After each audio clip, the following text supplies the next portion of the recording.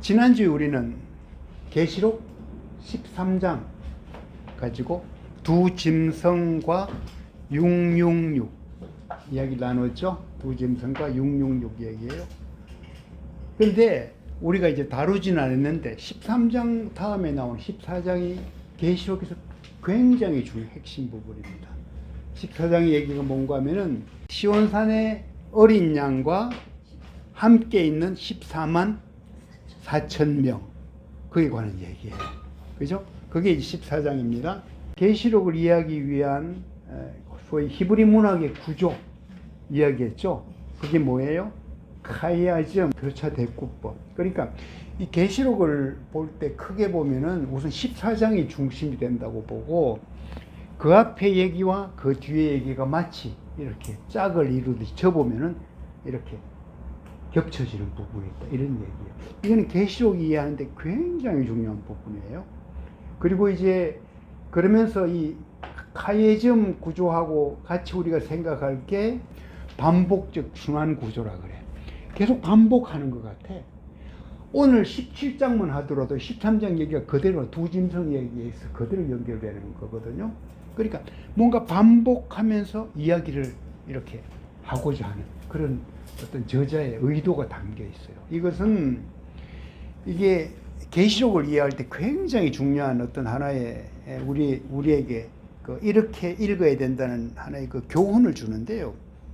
그 팁을 줘. 그게 뭔가 하면요. 이게 하나의 시간적인 흐름으로 봐서는 안 된다 이런 얘기야. 그죠?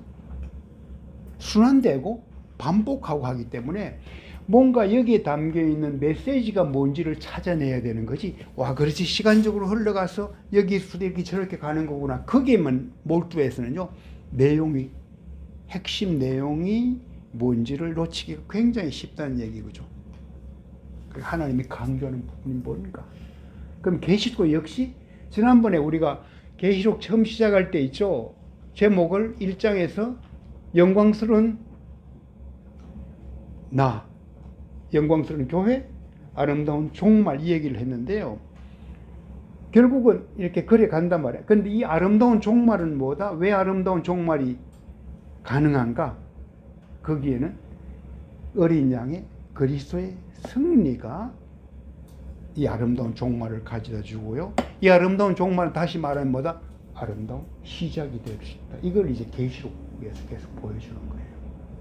그러면은 이제 아까 카야점 구조를 다시 보면 14장에 어린 양이 나타나 그 다음에 14만 4천 명이 있어. 이 14만 4천 명은 숫자적인 게 아니라고 이렇게 제가 중간중간에 여러 번 이야기를 했어요. 14만 4천 숫자로 읽어서는 안 된다고. 그죠?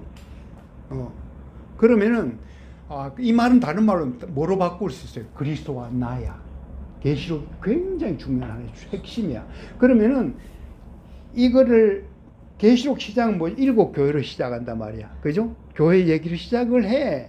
그 당시에 어떤 에스보두사 빌라 7교회에 대한 여러 가지 참 신앙의 모습들이라든지 여러 가지 장단점도 이렇게 기록을 했는데 이게 맨 마지막에 가면은 또 교회가 나타나. 그게 예루살렘, 새 예루살렘이야. 그죠? 그 둘이 이렇게 마치 짝을 이루듯이 이렇게 접으면은 맞아 들어간다. 이런 얘기. 그 말은 뭔가 하면요.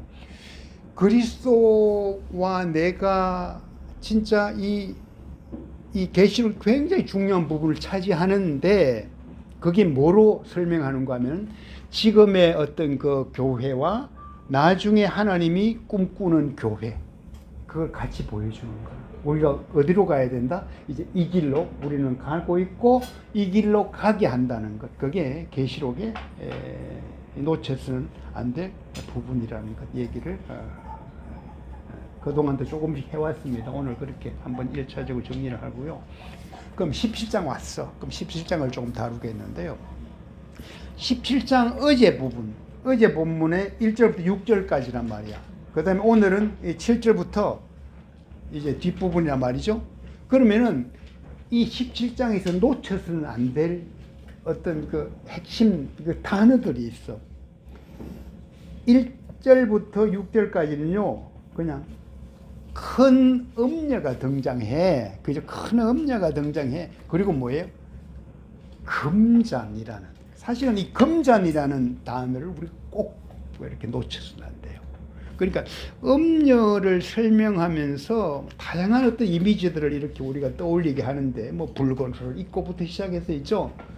뭐 보석 치장을 하고 이 잔을 가졌어. 금잔을 가졌어. 그죠? 이 그런 모습들인데 그걸 하나로 이제 일단은 금잔이라는 거로 우리가 집중해서 한번 들어가 볼 필요가 있고요. 그러니까 이 금잔이 뭐 왜 들고 있겠어요? 뭔가 유혹이 될 만한 어떤 그런 걸 우리에게 보여준단 말이에요. 마치 예수님이 시험 당할 때가 있잖아. 마귀가 뭐를 해요? 온 천하를 쫙 보여주듯이. 똑같은 이 금잔의 이미지가 우리에게 성도들에게 그렇게 비춰진다 이런 말이에요. 그죠? 자, 그러면은 이 여인은 어떤 여인이냐? 6절 한번 누가 읽어주세요. 나는 그 여자가 성도들의 피와 예수의 증인들의 피로 인해 취해 있는 것을 보았습니다. 나는 그 여자를 보고 크게 놀랐습니다. 와, 이 음녀가요, 금잔을 들고 있는 것 이미지가 하나 있고 또 하나는 뭐예요? 성도들을 죽여 살해해 피야. 그 피로 뭐죠? 취해 있어. 요한이 그걸 보고 놀랐다. 그게 어제까지 이야기야. 6절이야. 근데 오늘 본문에 오면 뭐로 되는가 하면요, 그때 천사가 말했죠. 왜 놀라느냐? 내가 이 여자의 비밀과 이 여자가 타고 있는 7 머리와 10뿔을 가진 짐승의 비밀을 말해주겠다. 그게 이제 오늘 본문의 이야기들이에요. 먼저 그러면 어제 금잔 얘기를 한번 해볼게요. 결국은 요한계시록은 어떤 미래에 일어날 어떤 일들을 예언해 놓았다. 단순히 그렇게 봐서는 안 된다고 제가 이야기를 했어요. 그만큼 뭔가 하면요, 지금 현재 싸우고 있는 피투성이가 되어서 고통당할 수 있는 그 성도들을 향해서 너희들이 지금 치르는 전쟁의 의미가 뭐다, 이것을 가르쳐주고 우리가 영적 전쟁을 잘 해야 된다. 그 얘기가 이 계시록에 담겨 있는 하나의 그 중요한 우리가 놓쳐서는 안 될 부분들, 이런 얘기죠. 그렇지, 이거는 장차 일어날 일이지 아직은 아니구먼, 이게 아니고요. 그죠? 지금 내가 어떤 영적 싸움을 해야 되느냐, 그 매뉴얼이 여기 담겨 있다, 이런 얘기죠. 자, 17장 3절 앞에 보면, 앞에 한번 음녀가 짐승을 타고 있어. 우리 지난번 13장에 큰 짐승, 그지? 두 짐승이 나타났잖아. 하나는 바다에 사는, 땅에서 이 짐승이 나타났단 말이야. 그 짐승, 첫째 나타난 짐승은 똑같아. 그 짐승을, 근데 이 음녀가 타고 있네. 와, 이거는 그냥 지난번에 나타난 그 짐승을 뭔가 컨트롤하는 그런 하나의 힘으로 이 음녀가 등장을 해. 그죠? 타고 있어. 근데 이 여자의 모습을 보니까 4절에 보면 뭐예요? 자줏빛과 붉은빛 옷을 입고 금과 보석과 진주로 꾸미고 손에 금잔을 가졌는데 가증한 물건과 그의 음행의 더러운 것들로 일이 가득했다, 이런 얘기가 나오죠. 여기서 이제 하나의 신앙생활하면서 놓쳐서는 안 될 중요한 부분이, 지난번도 한번 얘기했는데 금잔이에요. 금잔. 그러면 이 음녀가요, 유혹을 하는데 그 모습만 보고 우리도 따라하고 싶은 마음이 막 생기게 되고, 와, 우리도 저거를 추구해야 되겠다, 이 생각을 하게 만들어. 그게 영적 전쟁이 굉장히 중요한 부분들이에요. 지금 이 시대에 여기 막 무서운 모습을 하고 사자처럼 막 그렇게 하고 표범처럼 막 우리에게 막 달라들면 우리가 도망가고 말지. 근데 그렇게 하지 않는다 얘기예요. 그거를 컨트롤해서 음녀가 금잔 들고 우리에게 나타났다, 이런 얘기예요. 근데 거기에 휩쓸려 갔다가 뭐예요? 다 피투성이 돼 죽는 거지. 그 금잔이 뭐냐? 지난번에도 한번 얘기했죠? 기복주의, 만몬이죠. 내가 인생의 주인이라는 인본주의, 이런 것들로 이것을 우리가 해석을 하셔야 돼요. 그러다 보면은 이 계시록에 관한 얘기가요, 굉장히 우리 어떤 그 생활 속에, 우리 사회적인 환경 속에, 지금의 정치, 종교, 이 속에 그대로 스며 있다는 걸 우리가 느낄 수 있어요. 얼마든지 그렇게 해석할 수 있는 상황이 왔어. 와, 우리는 그런 기복주의라든지 인본주의, 뭐 번영신학 이거 추구하다가는 완전 저 엄녀에게 그대로 당하겠구나. 망하겠구나. 그것처럼. 이런 생각을 먼저 이렇게 우리에게 교훈을 해주고 있다는 생각을 합니다. 그런데요, 이 엄녀가 당장 이렇게 볼 때는 어떻게 돼요? 승리자의 모습이지. 그잖아요. 엄녀가 승리한 듯한 모습. 성도들 다 그냥 처단해버리고. 그렇죠? 그 피를 즐기고 있어. 그 피에 취해가지고. 666, 그 지난번에 얘기했던 그 표를 받지 않고는 경제생활조차 할 수 없는 아무런 어떤 그 우리에게 살아갈 힘이 없을 것 같은 그 분위기. 그죠? 그런데 사실은 어떤 면에서 있죠. 손해보고 설령 어떤 세상의 여러 가지 부조리와 이런 것 속에서 내가 당하는 것 같고, 오히려 그럴 때가 오히려 희망이 있다는 것. 예수님이 그렇게 사셨다는 것. 그게 이제 사실은 계시록 와서 우리에게 그냥 보여주고 있어. 지난번에도 한 번은 얘기한 것 같은데, 홍콩에 떠나올 그 무렵 바로 전점이야. 제가 그거를 저는 나름대로 뼈저리게 느꼈던 부분이 뭔가 하면은 그때 이제 홍콩에 와서 중국 쪽 이렇게 일을 하시면서 좀 홍콩에 머물고 계셨던 우리 한국인의 선배님이 계셨어. 저보다 연세가 아주 많은 분이고, 이제 그분이 이제 우리 사무소 직원들 밥 산다 그래가지고 갔는데, 이분이 크리스찬이에요. 크리스찬인데 나중에 은행장도 하셨던 분이고, 한국은에 있어 인사과장을 했어. 인사과장.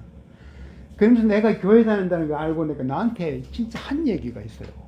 나한테 무슨 얘기를 하는가 하면은, 내가 말이야 인사과장을 해보니까 교회 다닌다는 사람들이 성진이라든지 이런 데서 더 말이야 혈안이 돼서 수단 방법을 안 가지고 그런 걸 볼 때 자기는 참 그게 모양이 보기 싫더라. 그러면서 한 얘기가요, 자기는 동기 중에 제일 늦게 승진하겠다는 그런 자세로 묵묵히 일만 하는 사람, 그 사람을 자기는 진정한 크리스찬이라고 그렇게 불러주고 싶다. 딱 그런 얘기를 하는 거예요. 그때 제가 하나의 충격을 조금 받았어. 그래서 제가 그때 그 노래도 쓰고요, 한국 들어왔어요. 그때 가진 하나의 나름대로의 생각이, 그래 나는 내 동기들 중에 제일 늦게 승진한다. 우리 2013년에 벌써 10년도 넘었다. 낸 책에 하늘수레라는 게 있어. 저 빨간 책 저거야. 하늘수레. 맞죠? 저게 이제 불수레, 엘리야의 불수레. 우리가 수레 시리즈 아주 처음에 외발수레야. 혼자 그냥 외발수레니까 참 뭔가 느낌 있잖아. 혼자 짐 지고 간단 말이야. 외발수레. 그 다음에 나온 게 하늘수레예요. 하늘수레. 뭐죠? 엘리야의 불수레야. 우리는 하나님이 이끄시는 수레다. 하늘까지 가는 수레다. 그거 하늘수레고요. 그 다음 나는 우리가 사랑수레야. 그런 식으로 우리가 시리즈들을 냈는데, 이 하늘수레에서 좀 제가 이제 그때 김 목사님하고 저하고 그다음에 우리 다비다 회원들 같이 이렇게 공저한 책이었는데, 저 책이 제일 안 남았어. 별로 없어. 근데 거기에 서문에요, 제가 썼던 얘기가 있어요. 제가 다비다 사역을 이렇게 그때만 직접 뛰어들 때는 아니야. 2013년은 이렇게 지켜보면서 우리 다비다 자매들, 그리고 그 글들을 제가 편집하면서 읽은 하나의 느낌이 있단 말이야. 그걸 제가 서문에 썼는데 한번 들어보세요. 하늘수레는 엘리야 선지자가 성천할 때 탔던 불수레를 가리킨다. 세상 사람들은 자가용을 경차에서 고급 세단으로 바꾼 것을 자랑하지만 그들은 외발 수레를 하늘 수레로 바꾼 것을 자랑하는 사람들이다. 이 책은 자기가 힘들게 끄는 외발 수레 인생의 미로에서 하늘을 보며 하느님이 보내주시고 끌어주시는 하늘 수레 인생의 비밀을 조금씩 깨달아가는 사람들의 이야기라고 할 수 있을 것이다. 이들의 이야기는 신자로서 세상의 높은 자리에 올라야 제대로 영향력을 행사할 수 있다는 소위 고지론이나 세속적 성공을 강조하는 번영신학과는 거리가 멀다. 그러기에 행복과 성공만이 우선시되는 현실 속에서 참된 복이 무엇인지 생각하게 하며 메마른 가슴이 촉촉하게 젖는 감동을 준다. 그게 하늘수레예요. 거기에 우리 글을 썼던 분도 있을 거예요. 이게 결국 뭔가 하면요, 신자들의 어떤 그 삶에 있어서 어떤 인생에서 굉장히 중요한 가치가 바로 그 부분이에요. 자, 내가 고난을 당했어. 고통 가운데 있어. 세상이 추구하고자 하는 가치를 찾아내기는 점점 더 힘들어진 게 사실이야. 더 어려워진 것도 사실, 환경이. 그런데 거기서 우리는 뭐를 한다? 참된 복은 뭔가? 개인의 행복과 성공만이 우선시되는 이 세상 속에서 참된 복이 뭔가? 그들은 다 행복자라는 거. 이제 그런 얘기들, 그것을 떠올린다는 얘기죠. 자, 그럼 오늘 뒷부분 봤는데 요한이 깜짝 놀랐어. 왜 놀랐어요? 성도들이 피투성이가 되고 그 피를 즐기는 음녀란 말이야. 우리 이런 지도자들 많이 봐요. 그죠? 백성들은 죽는데 잔치하는 그런 모습들을 우리는 자주 보게 된다, 이런 말이에요. 그죠? 상관없어. 남들의 희생은. 자, 그걸 보고 요한이 참 놀랬을 때 천사가 가르쳐 준 비밀이 있단 말이야. 여자의 비밀, 짐승의 비밀.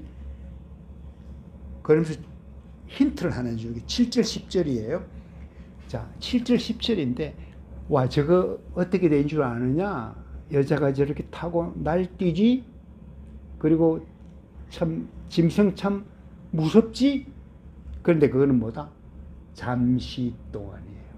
잠깐이라는 얘기예요. 한동안이라는 얘기예요. 그죠? 아까 얘기한 대로 이미 다섯은 뭐지? 어떻게 됐고? 같고 지금 하나 있고 하나는 온다, 이런 표현을 하고 있죠. 그럼 이 세력이 무슨 얘기인가 하면요, 이미 뭐예요? 많은 부분들이 아예 뭐죠? 힘을 잃었다. 그 사단에서 이미 힘을 잃었다, 이런 얘기야. 물론 지금도 역사하는 부분이 있고 아직도 하나 정도 남았는데, 그죠? 그것은 잠시 동안일 뿐이다, 이 얘기를 하고 싶은 거예요. 그런데 이미 우리가 보면요, 16장 17절, 이거 우리 17장 앞에 부분요, 이미 하나님은 우리에게 답을 주었어. 한번 볼까요? 16장 17절 한번 볼게요. 일곱 번째 천사가 그의 대접을 공중에 쏟았습니다. 그죠? 대접장이 마지막 그거야. 그리고 뭐예요? 그러자 성전 보좌에서 뭐예요? 다 끝났다라는 큰 음성이 들려왔습니다. 그죠?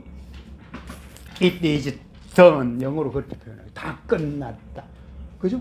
바벨론의 패망, 음녀의 패망이 이미 선포된 얘기라. 그죠?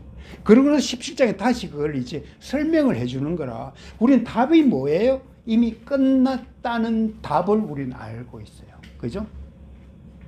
지난번에 우리가 하나의 영화 볼 때 참, 영화 말이지, 나중에 뭐 스포일 하지 말라고 뒤에 뒤에 미리 영화 보러 가기 전에 야, 끝이 어떻게 돼? 이렇게 말해주는 건 얄밉잖아. 안 들으려잖아. 이게 바로 그런 얘기예요. 이미 답을 알려줘서 다 끝났다. 이건 사실은 그 앞에 이 16장 우리가 17절 봤는데요. 이미 14장, 우리 지난번 13장 했잖아요. 14장에 가도 14장 우리 14만 4천 나오는데요. 거기 8절에도 이미 비슷한 얘기가 같이 나와요. 이미 망했다. 그러니까 계시록이 어떻게 되는가 하면 똑같은 얘기를 계속 반복하는 것이 느껴져. 그러면 우리가 거기서 얼른 눈치채야 될 게, 와, 여기서 이야기하고자 하는 거는 시간적인 흐름보다 훨씬 중요한 가치가 뭐다? 하나님 무슨 얘기를 하고 싶은가? 이걸 붙잡아야 돼요. 그걸 붙잡아야 돼요. 오늘 얘기는 뭐다? 잠깐이야. 잠깐이야. 그렇죠? 그래서 사단의 세력은 뭐냐? 이미 끝났다. It is done이야. 다 끝났다. 예수의 십자가로, 아까 뭐로 인해? 어린 양의 죽음으로 끝나는 참 신비한 얘기가 이제 계시록에 강조가 되고 있는 거죠. 우리 어떻게 표현할 수 있는가 하면은, 사자가, 막 무서운 사자가 으르렁거려. 근데 보니까 쇠사슬에 묶여 있는 거야. 근데 우리를 보고 위협을 했다. 그 정도 수준이에요. 절대 우리를 이기지 못해요. 대신 위협을 한다. 그럼 왜 그런 시간이 필요하냐? 왜 그럴까요? 나를 위해서예요. 그리스도의 신부로 세우기 위한 하나님의 그 뭐랄까, 그 비밀이야. 거룩하게 만들기 위한, 그죠? 더욱 성결한 신부로 만들어가기 위한, 그렇죠? 그 부분이에요. 우리 계시록 처음에 나올 때 7교회 보세요. 그거 보면 문제들 많잖아. 그지? 그게 뭔가 고난을 겪으면서 뭐예요? 뭔가 단련되어지기를 바라는 아버지의 마음이 있는 거예요. 그래서 고난의 유익이라는 진짜 참 처음에 받아들이기 힘든 얘기들, 그죠? 성경 말씀들, 그게 계시록에서 그게 다시 강조가 되어 있다. 이런 얘기. 이 고난의 유익이란다. 그 얘기를 이렇게 은연중에 하고 있는 거죠. 자, 그러면은 아까 오늘 본문 중에 신나는 부분 14절 한번 읽어볼까요? 어린 양이 그 음녀의 사단의 세력을 대적해서 싸운대. 그죠? 누가 이겨요? 어린 양이 이길 것이다. 그리고 뭐예요? 그와 함께 있는 뭐지? 사람들, 곧 부르심과 택하심을 받은 충성된 사람들도 이길 것이다. 뭐예요? 그리스도의 승리, 성도의 승리, 나의 승리예요. 그죠? 여기에 이제 들어있는 거란 말이야. 자, 그러면 이 17장, 18장 보면요, 바로 음녀에 관한 얘기들이 계속 길게 이렇게 적혀 있어. 근데 이 음녀 어떻게 돼요? 이 음녀가 어떻게 돼? 죽어. 누구에게 죽어요? 그 짐승한테 죽어요. 그죠? 와, 거기 보면요, 16절에 또 내가 본 이 열불과 짐승은 그 창녀를 미워해 그녀를 파멸시키고 발가벗기며 그녀의 살을 먹고 불살라 버릴 것이다. 와, 본인이 생각했던 내가 이 세상을 컨트롤한다. 그지? 근데 거기에 당해버려. 이게 음녀의 최종 종말이라 이런 말이에요. 하나님이 이기는 방법 아주 쉬워요. 하나님이 이기는 방법은 뭐예요? 어린 양의 죽음밖에 없어. 그런데 음녀를 어떻게 심판해요? 자중질환, 소위 자멸하게 만드는 거예요. 그죠? 그래서 우리는 생각지도 못하게, 저 아기 성성장구하는 것 같은데, 그러면은 자체적으로 스스로 망해버리는. 우리 옛날에 그 이스라엘 전쟁들 볼 때 그런 거 많지. 자기들끼리 막 싸우게 하고, 그죠? 하나님의 방법, 그런 방법으로 이렇게 끝을 낸다, 이런 얘기죠. 17, 18장의 음녀 얘기고 19장 보면은 어린 양의 신부가 등장해. 신부의 모습들 7절 8절 한번 찾아주세요. 요한계시록 19장 7절 8절. 기뻐하고 즐거워하며 하나님께 영광을 돌리자. 이는 어린 양의 결혼식이 이르렀고 그의 신부가 혼인 준비를 갖추었으며 그녀는 밝고 깨끗한 고운 삼배를 입을 것을 허락받았기 때문이다. 이 고운 삼배는 성도들의 의로운 행실들이다. 네, 그렇게 나오죠. 어린 양의 신부가 등장해. 혼인 예식에 참여하는 신부야. 그죠? 음녀와 완전히 대조를 이루는 거죠. 음녀는 막 붉은 옷, 뭐 자주 옷 이런 거 쫙 입고, 근데 여기는 그냥 고운 삼배 세마포, 그것을 맑고 깨끗한 세마포 이걸 입었다. 이 신부의 모습을 보여준단 말이에요. 그죠? 음녀는 아까 얘기한 대로 살을 뜯겨 죽어버려. 우리 성경 보면요, 이세벨이 그랬다. 이세벨이 알죠? 이세벨이 그냥 시체가 다 뜯겨 죽어버려요. 걔한테. 왕하 9장 36절 보면 시체가 개에게 뜯기는 그런 모습을 연상하게 음녀의 모습이 이렇게 된다. 이러냐. 그 말은 다른 말로 하면요, 우리가 생각하는 음녀가 있단 말이야. 이 세상을 지배하는 아주 그 뭐랄까 사단의 세력이 있단 말이야. 근데 굉장히 교묘하게 우리를 이렇게, 지난번 666으로 치면 뭐야, 그것 없으면 먹고 살 것 없어 이렇게 위협하기도 하고, 그죠? 야, 이렇게 말이야 화려하게 너희도 한번 살아봐. 근데 그건 결국은 뭐다? 그냥 살을 뜯기는 그런 상태로 저주를 받게 되는데, 이 새하늘과 새 땅의 어린 양, 그죠? 혼인잔치에 들어가는 완전히 대조가 된 얘기죠. 그러면 우리의 아름다운 종말 얘기가 있는데요, 아름다운 끝이란 말이야. 근데 그것은 어떤 종말이다? 새로운 시작으로서의 종말이다, 이런 얘기예요. 결혼식을 하는 것 같은, 그지? 결혼식을 기준으로 했을 때 그저는 종말이지, 또 하나의 내 인생에, 그죠? 마치 어떤 새로운 시작, 이런 얘기를 하는 거고요. 음녀는 참 자기 그 세력 속에서 배신당하지만요, 그리스도의 신부 우리는 주님이 끝까지 챙겨줘. 세상 사람은 우리를 배신 때릴지라도 주님은, 신랑 되신 그분은 우리를 끝까지 지켜줘. 그게 음녀에 속한 세계와요, 하나님에 속한 교회의 차이예요. 세상은 그냥 잘 되고 그냥 다 형통한 것 같더라도 진정한 형통은 어린 양 예수에 속한 우리 교회에게 있다, 이 얘기를 하는 거죠. 그래서 계시록을 어떻게 읽어야 되는가 하면요, 내가 고난을 통과하고 있는 이런 상황, 그죠? 우리 어린 양의 신부, 우리를 위로하기 위해서, 격려하기 위해서 쓴 하나님의 말씀이다, 이렇게 보셔야 돼요. 여기 얼른 보면 막 다른 게 너무 무섭게 다가오고 이래서 와, 여기에 무슨 그게 있지? 그런데 여기에 모든 어떤 성경 이제 마지막 우리가 계시록을 보면서 와, 하나님이 이렇게 시대를 초월해서 우리를 사랑하겠다는 약속, 그걸 여기에 이렇게 담아 두셨다, 이런 얘기죠. 참 신부의 향기 있단 말이에요. 그리스도의 향기지 그거는, 그죠?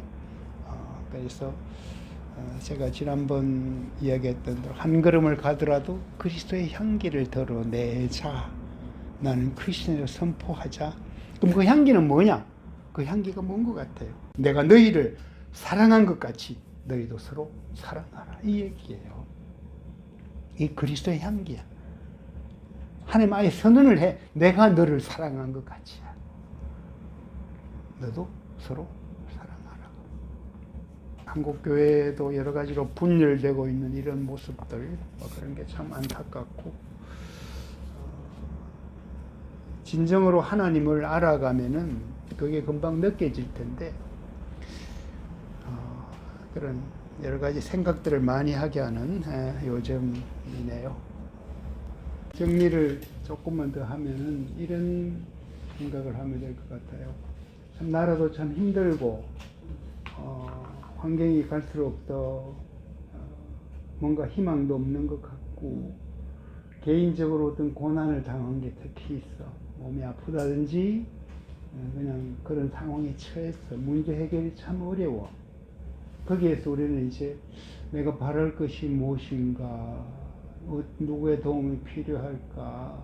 그런데 이제 바로 그런 상황에 있는 우리에게 조용하게 말씀해주는 분이 있어요.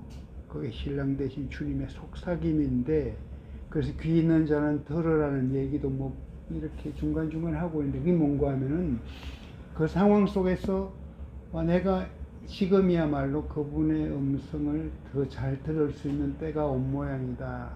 주님 뭐라고 말씀해 주시겠어요? 이런 마음이 생겼단 말이야. 그죠? 네. 계시록은 바로 그런 얘기예요. 이 계시록 이제 요한을 통해서, 사실은 요한이 참 멋있어요. 요한복음 한번 보세요. 요한복음은 다른 삼복음서와는 공관복음 달라. 그죠?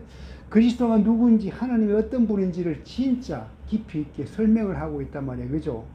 그러면 우리에게 그걸 읽게 해. 와, 너 나를 알고 싶니? 하나님 어떤 분인지 알고 싶니? 그럼 내가 설명한 이 속으로 한번 들어와 봐. 이렇게 던져준 거고, 특히 계시록은 뭔가 하면은 그 시대적 상황 이런 거 볼 때 내가 힘들어, 고난 가운데 있어. 앞으로 내 살 희망까지 끊어졌어. 야, 나는 바로 죽는 거 아닌가? 이런 낭망이 돼. 그때 하나님이 와서 우리를 토닥여 주는데요. 얼마나 수준 높게 토닥여 주는지 몰라. 그 수준이 느껴지는 요한계시록이에요. 짧게 이야기해도 되는데, 나하고, 야, 우리 조금 더 들을 귀 있으면 나 밤새워 나랑 이야기할래? 그래서 듣는 얘기예요. 밤에 계속 이야기를 해. 뭐 이런저런 얘기, 어떤 건 나 잘 모르겠어. 무슨 말 하는지도 몰라. 지나가는데 그 이야기하는 것 속에서 듣다 보면 뭐가 느껴지고, 와, 하나님이 이런 상태로 나에게 반복해서 자꾸 이야기를 해주고 싶어 하구나. 그 반복의 의미가 뭐지? 나는 말귀를 알아들을 힘도 없어. 안 열렸는데 하나님이 때로는 원망스럽기도 해. 근데 조용하게 이렇게 이야기를 하는데, 거기에 내가 들어가 보니까 나도 책망받을 것도 많아. 어떤 때는 책망하는 것도 같아. 근데 거기에 뭐가 담겨 있는가 하면은, 그런 너를 나는 영광스러운 교회로 내가 만들어 가고 싶다. 너는 나의 신부야. 그러니까 조금 힘들어도 나랑 조금만 함께 가자고, 조금 견디자고. 그 격려예요. 진짜 자상한 분이 다가와서 나 어깨 두드려 주는 게 요한계시록, 딴 거 아니에요. 근데 그분은 나중에 알고 보니 어떤 분이다? 그냥 어깨만 두드리고 쓱 지나가는 분이 아니고요. 나를 어깨에 감싸고 결혼식장으로 가는 분이에요. 그게 요한계시록의 마지막이에요.